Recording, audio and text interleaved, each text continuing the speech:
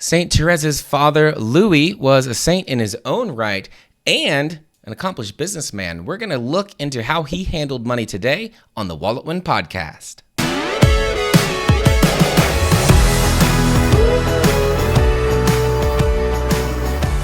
am excited to dive into this week's episode. Jonathan and I, over the last several months, we've been reading a book called The Father of the Little Flower. It is written by Celine Martin, which was one of St. Louis and Zélie's daughters and one of the sisters of St. Therese of Lisieux.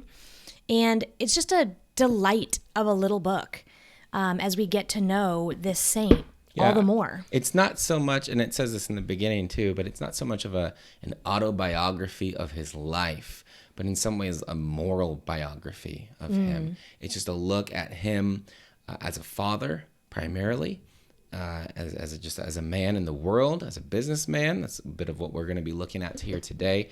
But it's an incredible book. I definitely recommend reading it if you get a chance. Yes, and why we're going to be doing a variety of these episodes in our Catholicism and Money series, where we look at how different saints interacted with and were called to handle money differently, with still the same virtues as the underlying current in their life, but it showed differently based on what God asked of them. So we're going to hear in this series about saints who God entrusted with much, and then they handled that amazingly, and it was able to create such an impact in our world. Some where it was just a medium amount, and they were able to live their vocation and still be as generous as they could. Others who were called to give it all away and to essentially rely on divine providence completely. And these are all different ways that God might call you to interact with money. And I think it's fun to just look at the different lives of the saints that are out there so that we can almost see a reflection of where we feel our calling is in their lives as well. And just to realize that, Catholicism is a very large umbrella. The way God is going to work and move and breathe in all of our lives is going to be so unique and very different from one another. There's no cookie cutter type of person on the road to sanctification. I mean, really, just look at the lives of the saints. They're so different. Every temperament possible. Yeah.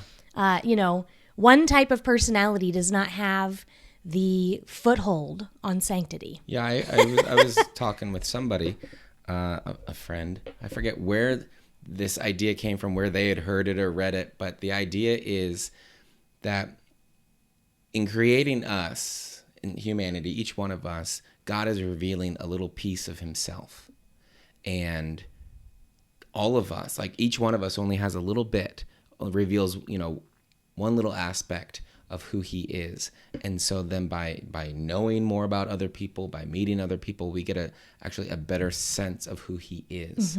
And so by, each of us are called to something definitely, different and unique, though can be similar to those who have come before us. And so when we look to the saints, it's not this one perfect example of who we need to be, but a piece of inspiration. And maybe we take a bit from this guy, a bit from this lady, one over here, and mix it all up with the grace that's active in our own lives. So I want to hear what we can learn from Louis today. How we're going to go over this is I'm going to read, I think it's a page or two. And the section is called Work and Disinterestedness. I think I got that word right. And you're going to hear just about how St. Louis interacted with money. So it's 2 pages that I'm going to read, and then Jonathan and I are going to go back because there are a lot of gold nuggets in here that I want to discuss and I want to talk through. So without further ado, here we go. The life of our parents was simple, economical, without avarice, and hardworking, in order to supply the demands of their many children, to whom they sought to give, above all, a solid Christian education. What sacrifices they imposed upon themselves for this end! My mother had a very active temperament. She was always busy. Her household duties, in addition to The overseeing of her lace-making enterprise absorbed her, sometimes even to excess. Father helped her in every way he could, but she was astonished at his success in business matters. When he saw her overtiring herself beyond measure, he insisted that she should take on more workers, and even went so far as to suggest that she might be obliged to give up the whole undertaking. But when anyone tried to moderate her zeal, either concerning the work or her cares as a mother, she would not easily listen to reason. Papa was often obliged to let her go ahead. However, to be able to give up more of his time to her lace-making enterprise and to lighten her work of correspondence, he sold out his own jewelry shop. Having great artistic taste himself, he could thus more effectively help her, and he transferred to his own name the manufacture of the famous Pont de l'Alençon lace. With the practical judgment which characterized him, he was thorough in everything he undertook or considered his duty. So also he was very severe in regard to any sign of negligence or carelessness. As a result, he made an excellent businessman, yet with great detachment and without seeking to amass a fortune. I can see in my mind yet the place on the street where he said to me one day, "I feel that I could easily acquire a taste for investing, but I do not want to be carried away by that current. It is such a dangerous incline and leads to speculating." Consequently, he devoted to his investments only the care which was strictly necessary. "Cast thy cares upon the Lord," as the sacred writers recommend. And the Lord was faithful to him. Here is an example. His lawyer had proposed to him a financial transaction which seemed very advantageous, and was going with him to Bordeaux, where the deal was going to take place. But on the very morning of the departure, my father, for no reason at all, had some kind of a sprain. He saw this as an indication of providence, and in spite of the insistence of the lawyer, who was then rapping at the front door, my father refused to set out on the journey. A short time afterwards, the whole enterprise collapsed. That is why, having learned from experience, his confidence in God enabled him to visualize with serenity the possible loss of all his money. Therese relates in one of her letters how he used to say jokingly, "This is what we'll do when we become bankrupt." He often used to quote to us with conviction the passage of The Imitation. "Man's happiness consists not in having abundance of temporal goods, but a moderate portion is sufficient for him." His disinterestedness was pointed out by my mother in regard to a sum of money in an estate which a contractor claimed without sufficient proof. She wrote to her brother, Isidore, who was also entangled in the affair. To be sure, we paid it as well as the interest on the sum which had not been paid for 8 years. My husband said to me, "I do not want Isidore to pay his share, for he has always been so kind to you. I just mention it to show you how good Louis is." My parents were always extremely happy in this mutual family assistance. My mother writes to her sister-in-law, "My husband has decided to sell out a part of his Credit Foncier stocks at a loss of 1,300 francs. If my brother needs any money at present, let him ask for it immediately." Owing to their hard work, we were financially in easy circumstances, but they did not seek gain for its own sake. At Mama's death, Father gave up all lucrative occupation and devoted himself entirely to his children. Besides, he could not continue to manufacture of the Point d'Alençon lace, which required a woman to oversee it. However, at Lisieux, he did not lead an idle life, quite the contrary. He divided his time between intellectual work, household occupations, the administration of his property, devotional exercises, and our education. Woo! All right, there's more, but my goodness. What a man. There's so much there. And I feel like I was laughing often just because. And this is what it'll be like when we're bankrupt, honey. I see similar things that we've had going on in our own relationship. I think that I would probably relate more with Louis as far as kind of that business sense. Mm-hmm. And then, you're the one who's the creative genius and kind of all over the place, and you've always got ideas and you're going all over. So it's fun to kind of see ourselves in here. But I also relate to Zelly with that stubbornness. I like how she said, very nicely said, sometimes dad had to relent and let mom have her way. Papa was often obliged to let her go ahead. We've had that probably more often than not. Papa she became a saint too. But the good taste I see that you have too. Mm-hmm. So it's fun to see kind of some of those qualities there and how it shaped out for them. Yeah. Shaped up. So I want to look back at, let's talk about the spot where, what was it? It's just this disinterestedness. Let's just start there. Oh my, that's that's probably the peak of this whole thing. They bring it through the whole thing, but even, he's like, hey, I'll sell my jewelry shop and come help you with this. Like, all right. It wasn't a big deal. She wasn't going to listen. She wasn't going to listen to him and hire more. So he had to make sure there was at least one more employee. Yeah. He had to do something. But then there's, that idea of, he trusted so much in providence and he learned from experience that God would take care of him. He was able to visualize with serenity the possible loss of all of his money. Now, let's stop and talk there for a minute. I think that it is vitally important for all of us to reflect on this. I'm being serious, to go to the chapel, sit in front of the Blessed Sacrament, and honestly consider if we lost everything and how imagine that being your reality.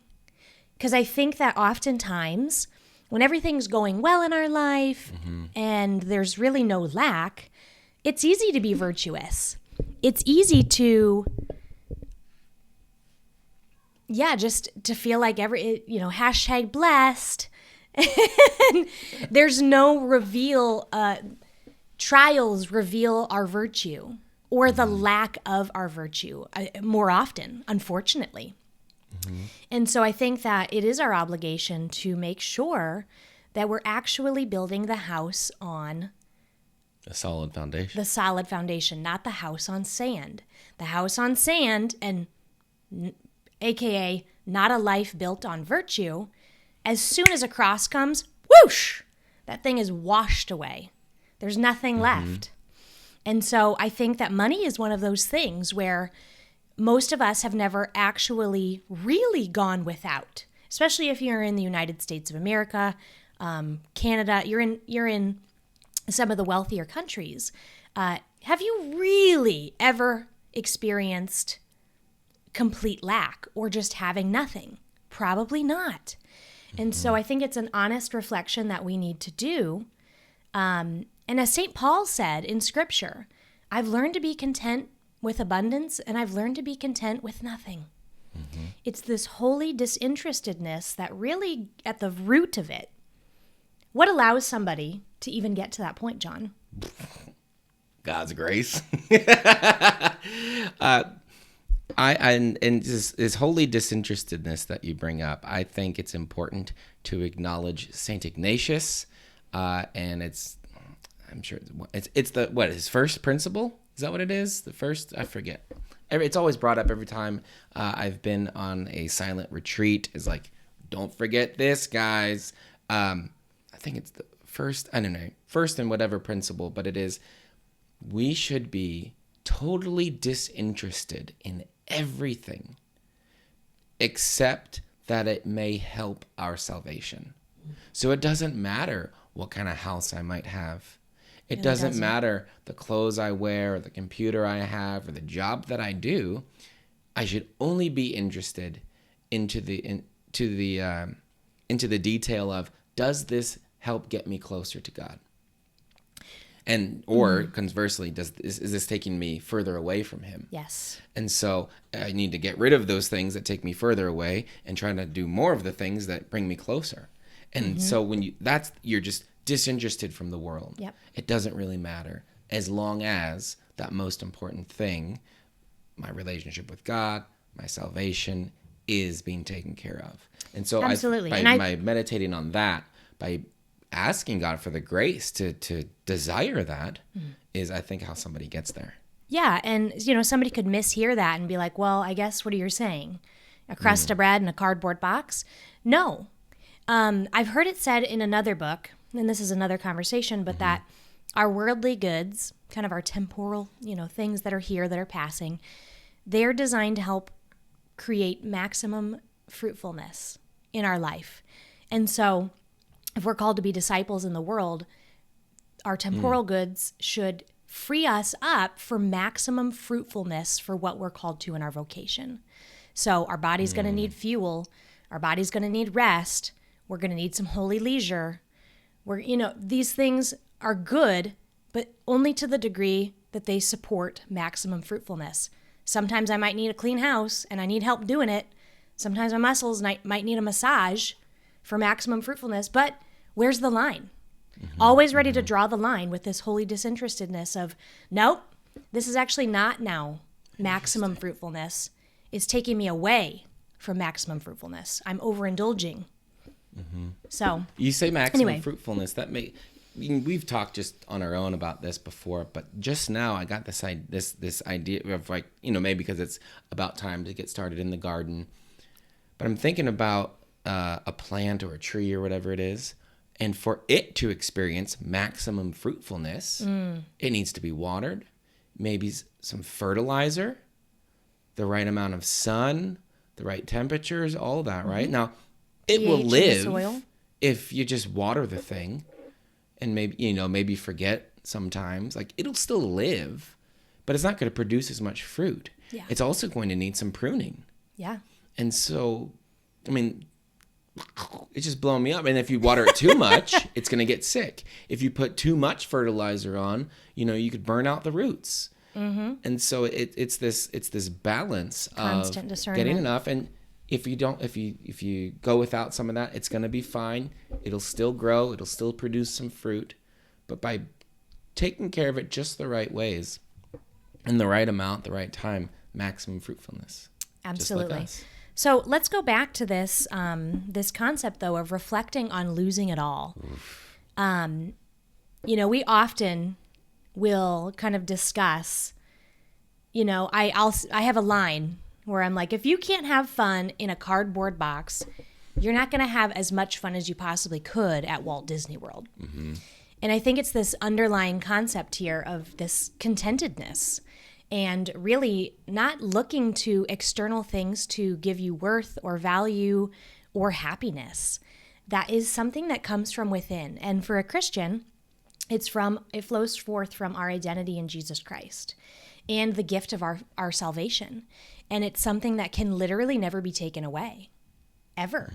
You even see Saint Maximilian Kolbe. He died in a concentration camp, under Nazi regime, but he was still joyful and living his vocation. Some would say, what the heck is going on there? But he had something that even the Nazis could not take away from him. And no matter what happens to any of us in our life, hey, I don't want this to happen, but my whole family could be taken tomorrow. My house could burn down. Something could happen. The government, who knows? I could be robbed. All my assets, all my money taken away from me. Am I still able to, am I okay? And, there probably need to be a degree of counseling and therapy in there because that's certainly a massive amount of trauma. Especially so yes. in a day, yes. So help to kind of take care of the psychological needs that I would have from that type of a trauma.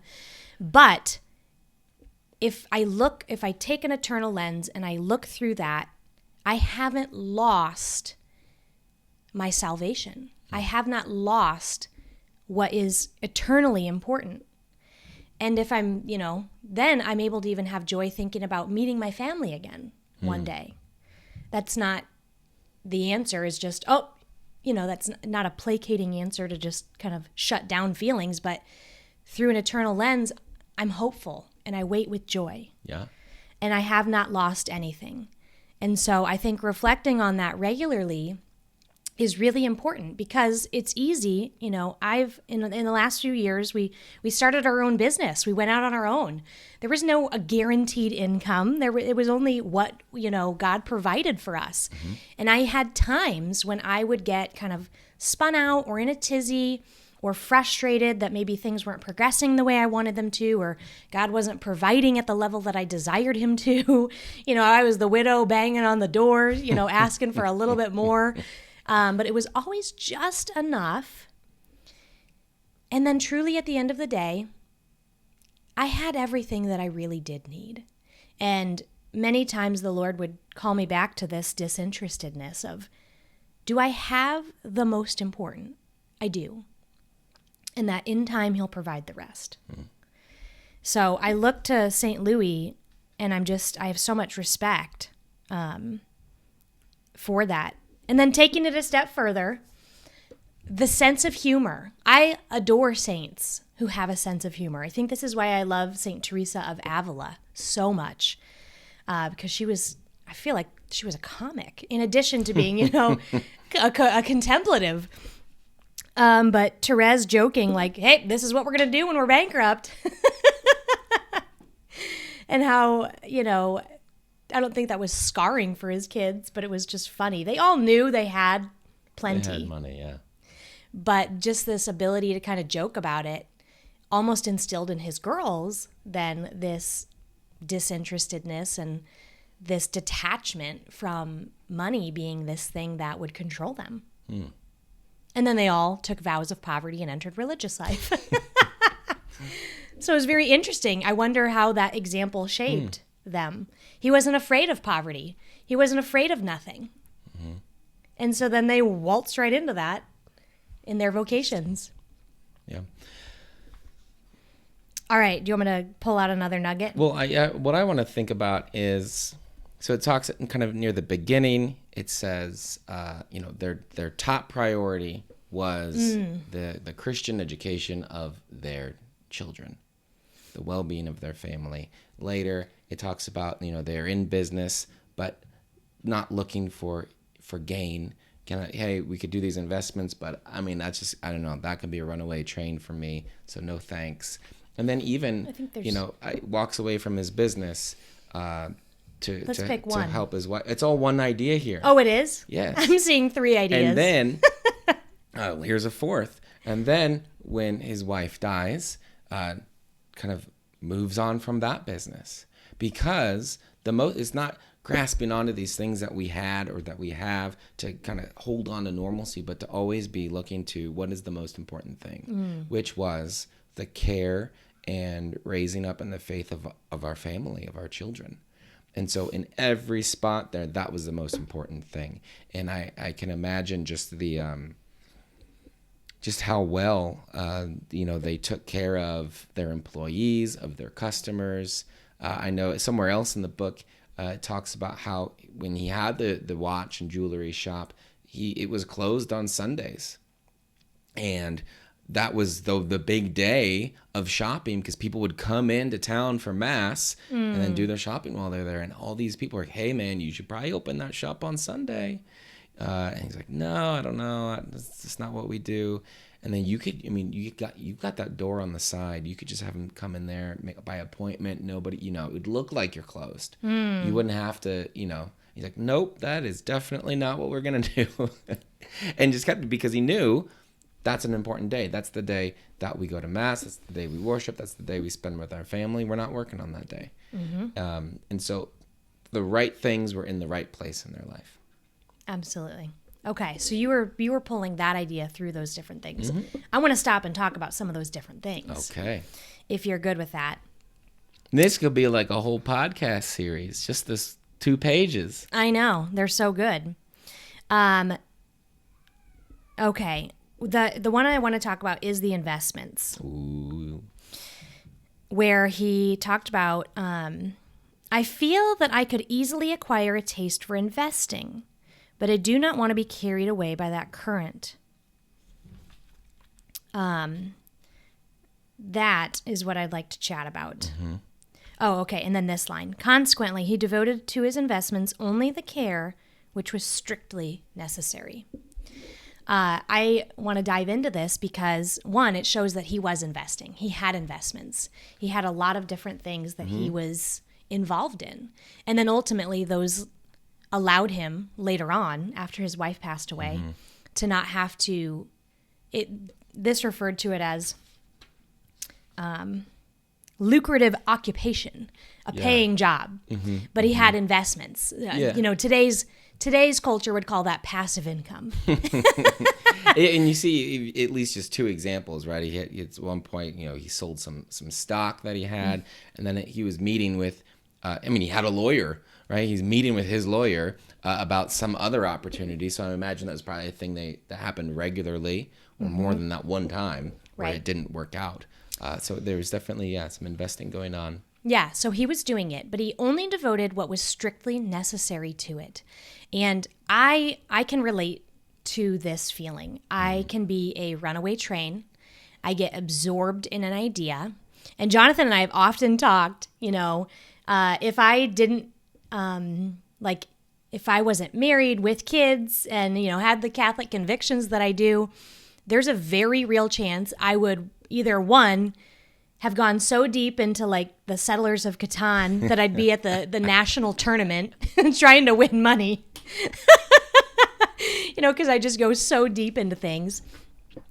Or there's just a chance that I, would have gone so deep into different financial strategies that are out there. Oh, that's going to go down. Maybe just, okay. Just the temptation for me is always to see it through to the end, to become the expert at this. But then in the world of investing, that could take you 1,000 different ways, and you could become entangled in 100 different webs. And there's speculation all over the place. And that's not how I would want to spend my life, but that's how a lot of people spend their life. Are you trying to tell me that if Louis Martin was alive today, he wouldn't be constantly checking Robinhood and trading on margin? No, absolutely not. He also, if he was going to invest in something like a crypto, he'd make the transaction and move on. It sounds like, I don't know what his investments were, but I'd imagine in today's world, he'd probably just be a buy and hold investor. We're going to do this, and you know what? This is for my retirement, so I guess I'll check back in 30 years. And then he even had an investment that he lost 1,300 francs. That wasn't nothing at that time. What's incredible there is hey, whatever. He just sold the stock at a loss, but hey, if you need money, you should ask him about it now, because he's got his liquid money. Some money, and not like, oh, we just took this hit and we lost all this money. He's not bent out. I don't know what we can do. Mm-hmm. It's, hey, we've got this money, even though if you look at it, it was a loss. They just lost. 1,400. And that was, a while ago. So much more now. So, we just lost this, but ask us for money. How many people today? I'm thinking about this for myself. The temptation for me would be to be completely bent out of shape, angry, irritated, and upset, and then hell-bent on finding some other investment where I could recoup my losses and then some. And how that is a disordered place to go to when it comes to this type of thing, because I want to be detached and trusting that God will provide for me. And it's not, I'm sure Louis took that money and Maybe he did give it to this, that, or another. And then he probably placed it in some other investment that maybe performed better for him. But there was never this sense of completely bent out of shape, freaking out, and loss of peace. And I just think about that today and how often people are losing their peace over a dip in the market. Ah! The world is ending. And literally, they live and die by how the market is performing and how this, that, or the other investment is doing. Or they wake up in the morning and they check their investments every single day, and it almost determines their mood for the day. And how that is not where you should be. Again, investing, for sure, we teach that. We teach it. But devote to it only the care which is strictly necessary. So how that could look is, doing the due diligence before you're going to go ahead and invest. And then once you've made the investment, an appropriate amount of time until you check back with it. Checking every single day is obsession and is not necessary. It will just be harder to even understand what's going on with it over time, because you're going to have, even in 3 months, you're going to have 90 data points. You're going to keep you're going to keep track of that in your head, how that related to the one before it and the one before it and the 87 before that, to really understand where the investment went. No, you want to check in, regularly, but probably quarterly. Yeah, and then or annually. Okay, remember, I think the last time I looked at this, it was like this. Oh, okay, so it's gone up over time. And then you're not like, oh, well, is it down? Is it up? It's not even useful. Now, this is different from maybe running a business. You have to, in the early stages of a business, you have to be more hands-on. But I'm talking about investments, purely investments. So preventing yourself from kind of getting sucked into the tornado and the whirlwind that could literally take up 90% of your mental space in any given day. What was the phrase again about what the amount of mental energy he expended on this? Just the care that was strictly necessary. I think that sounds like a good way to go about almost anything. How much attention is strictly necessary for anything? And for that's going to help you put your priorities straight, right? That raising our children, what is strictly necessary for that is much more time than is strictly necessary for doing crossword puzzles or watching a movie. Or scrolling TikTok. What is strictly necessary? Thinking about what new health trend we should do in our lives. Yeah. Which I feel, I've had times when, it's easy to slip deep into that well of the wellness industry and then panic about all the things I'm screwing up and doing wrong, only for it all to change 1 year later and there to be new recommendations on what actually helps your thyroid. And I think it all goes back to this holy disinterestedness, holy disinterest of it's going to be what it's going to be. I just need to keep my mind on the most important thing. And the way that I get there, the way that it looks, in the most positive and holy way possible, doesn't really matter. And so I'm not going to get bent out of shape trying to make it a certain thing, or that it's not this, or that I got that. It just is what it is. And I'm going to be happy that that's where we got. In some way, I mean, I think, I this is just purely a kind of an, in some ways, automatic, so there's not a lot of virtue there, I don't think. Grace that I've been given is just a love for surprises. I love surprise. If anything could be a surprise, it's immediately 20% better, at least. And I hate what surprises. I'm eating for dinner, where we're going on a trip, anything. Let's make it a surprise. And if I think about it now, it's like, because it's all just personality. It's not like I'm some saint, but just like, doesn't really matter. It doesn't matter where we're going, but we're going somewhere. That's exciting. Anticipating, excitement. Yeah. And so it's just what's the important thing, and let me keep my eye on that. And that is what you're going to get if you do this. And we really think you should. This meditation on, what if I lost it all? If you woke up and there was some, I don't know, bank error or a hack or whatever it is, and your bank account is down to zero, and the house burns down, or there's a moving truck showing up and they've got somehow the deed to your house in their hand. I mean, it's Job, right? It's like messenger after messenger comes in and says, oh, hey, all your flocks ran away and died. Oh, hey, your kid's dead. Oh, hey, your other ones are dead. Oh, hey. And then even his health goes at the end. Yeah. But he never curses God. Because he knows the important thing. And that is, that's something to sit with. He's upset. It wouldn't be. A good old yelling at God, but never cursing him, and always trusting that underneath it, there's a plan. Or, allowing it for some sort of a purpose. Yeah. All right, something else that I want to lean into here while we're still chatting about this is the situation with the lawyer. Interesting. So the lawyer is rapping at the door. We got to go. Come on, We got to go. The train's leaving. We got to go. And I don't know what happened that morning, but he had some kind of a sprain. Like he couldn't get down the stairs or something? I don't know. Maybe he broke his ankle or sprained a hip. I don't know. But I think that for many of us, the temptation is that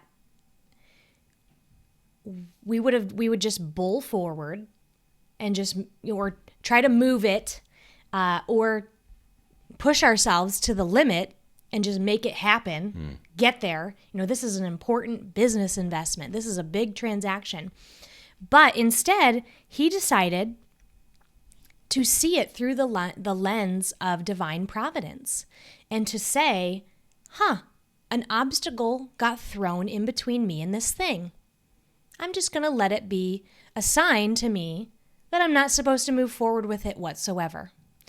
And then the entire enterprise collapsed months later. Yeah, man. And what I love about that is that he left room for God to intervene. And then instead of blowing past it, he paused with it and gave space for that and allowed God to show up and to kind of sabotage the thing and to let it crumble and fall apart. And then he moved forward, and ultimately he got protected in that. But I think that just that idea of leaving room for providence, even though other people might be pressuring you or saying do this, that, or another, but you've left room for providence, and providence showed up and threw a wrench. And I would say it doesn't always look the way you might think. Right, he got a sprain. Yeah, he got a sprain, and even it could have worked out. He had the sprain, he didn't go, the investment didn't happen, and whatever it was wildly successful. It's not always going to be, That's true. as like, oh yeah, that was, where's that one? It could still, there could still maybe he was never meant to be on the other side of that successful. Yeah, that could have been something that would have been bad. And so God is always protecting us. Yeah, there's always reasons. And it doesn't always look the way we might run things, and that's probably for the best. If I was in charge and I made all the decisions in my life and the way things would work out, who knows where I'd be. If we did that, though, how many unexpected blessings that end up coming would just never come? Yeah. God truly does have our best interest in mind. And it's not just some Pollyanna, there's a reason for everything. And no. And, God made it happen and he wants it.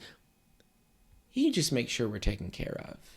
Sometimes that's going to be, intervening in a way that opens the possibility for us to listen and to respond and for something not to happen. You can go the other way. Something happens and we can respond, and now this other thing can happen. And he allows us to find the good in, I'd say, pretty much anything that happens to us. Even when he is allowing pain or tragedy or suffering in our life. At the end of the day, he, because of redemptive grace and mercy, he will make it all work for good. That is the underlying belief that we have as Catholics, is that he will redeem all things, even if it never happens this side of heaven. We have the confidence and the hope that every single thing, every tear we cry, every pain we experience, every heartbreak will be redeemed eventually. And that is such a hope. Yeah. There's no one perfect path through our life that we are supposed to follow. And if we get one step off, everything's ruined. It's okay. If we thought if that was the way, well, then I got to eat the absolute right thing for breakfast every day. I got to put on the right clothes. I got to go to the right places, to have the right conversations, invest in the right things, have the right job. That's not the way it is. It's not like, there's this one perfect path for your life and God is going to be doing everything he can to keep you on it or get you back on it. There's the path towards him. And it's going to wind and it's going to look a little wonky sometimes. And with our finances, it could be all over the place. They're going to go up and down. And as long as it's leading us towards him, that's the important thing. Mm-hmm. So even if, it's like, I really thought that was going to be it. I thought that was the plan. Well, no, it turned out that's not the way. And even if we miss out on something, that's okay. Because we can still get back. You can't just screw it up forever. Yeah, and I think that it takes, this is another book and another conversation, but abandonment to divine providence. There's so many books on that topic, and they're so fruitful and so good and so challenging. But I think that is the work of the saints. What makes a saint is the ability to literally surrender to divine providence or your circumstances the way they present themselves in the present moment, whether you like them or not. Mm-hmm. And most often, let's call a spade, we don't like them. I don't like that it's cold outside. I don't like that my kid is throwing a fit. I don't like that my husband's being, cranky right now. I don't like that I don't have energy or that prayer feels dry. I don't like any of this. But I'm going to submit, surrender, and invite God into this present moment. And I trust that he's going to provide everything that I need, even if it doesn't look the way I think it should. That is really hard stuff, but he's a saint for a reason. He practiced this. And I say the word practice because this is something any of us can practice. Mm-hmm. It's really hard, but it's worth practicing. And every time you practice the skill, you get better and better, and it becomes easier. And that's ultimately what we call virtue. Right? The habitual disposition to do the good, to do the right thing. Mm-hmm. And virtue starts to become easier the more you put it to work, the more you put it to practice. And then when it comes to money, you can see how he had built these virtues up as time went on, and he was just applying it to finances. He was applying it there. Yep. All right. Any other thing that we want to talk about? I don't know if you had, but I've got one more. Okay. The life of our parents was simple, economical, without avarice and hardworking, in order to supply the demands of their many children. What sacrifices they imposed on themselves for this end, to give them that Christian education. Mm-hmm. And so I guess what I want to say there is I think of a lot of Catholic families when I hear this. And I think there's a lot of times we'll run into Catholic families who feel bad for being economical or living simply because they feel like they haven't made it, they haven't arrived. They see this family on Instagram or that family, and their life looks so much more luxurious and interesting. And I'm not saying that who knows how this looked in their life. They were a family who had money. But just because they had money, you can tell that they did not spoil their kids or choose luxurious things as their common. It wasn't their daily decision to live in luxury. Yeah. that probably was a special thing. And that at the end of the day, they chose, even though they had the means to live a higher, more luxurious, more fancy, more Instagram worthy lifestyle, they chose simple. They chose economical because it communicated something to themselves and something to their children. Yeah, and it says in here, they worked hard, they made this money, they ran these businesses without avarice, without greed, without, we got to do this and get the money. No, they did all of this. They worked hard because they wanted to support their family. Yeah. That was the reason behind it, and that allows them to enter into it peacefully and in a right, attitude and state of mind and all that, knowing what's the end goal here. The end goal here is to provide for my family. I don't need to squeeze out every penny out of every customer. But we're gonna run this business well, right? I mean, it says we're gonna turn profit. We're not gonna. He wasn't. He was made sure the work got done and didn't want just things to be forgotten, and that's because he wants to run it well so that he can provide for his customers, for his employees, for his family. Yeah, I love that. Choosing a lifestyle that still keeps you focused on the end goal. And I think that could look different for all of us. It really, truly could. But even if you were extremely wealthy, choosing to live more simply than your means would allow, I think still communicates something to yourself that you're not home yet, that home is yet to come, and that I'm not getting too comfortable down here. St. Jose Maria Escriva says to treat the flesh like you would treat an enemy trespassing across enemy lines.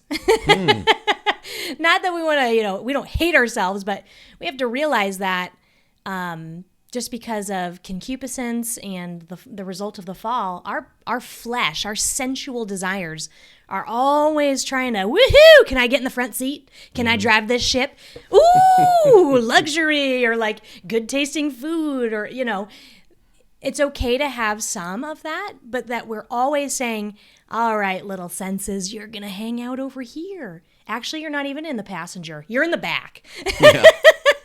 And to make sure that they know where they belong, we have to fight for that this side of heaven to make sure we don't get lulled into apathy and tepidity. That's a word for you. But we don't want to become a tepid soul who's fruitless because we've just been lulled to sleep this side of heaven, which is so easy to do in our world today. Yep. So make sure that you reflect on losing everything. I've got one more thing. Okay. I know you want to end it. I got one more. Okay. One more. Okay. Thank you for indulging me here. The last thing that I'd like to chat about is that after his wife's death, this line, he did not lead an idle life. Quite the contrary. He divided his time between intellectual work, household occupations, administration of his property, devotional exercises, and our education. And I guess what I'd like to say there is that he got his money working for him in such a way that he was able to answer the highest call at the end there. And that it's not wrong to take care of your finances. It's not wrong to grow your wealth as long as it always serves the right end. And that it's a means to an end. It's never an end in itself, which I would say so much of our society has become built around money being the end, not the means. And so I love this. He didn't feel pressure to go get another job, which represents a significant amount of wealth accumulated. Because today, we rely on things like life insurance.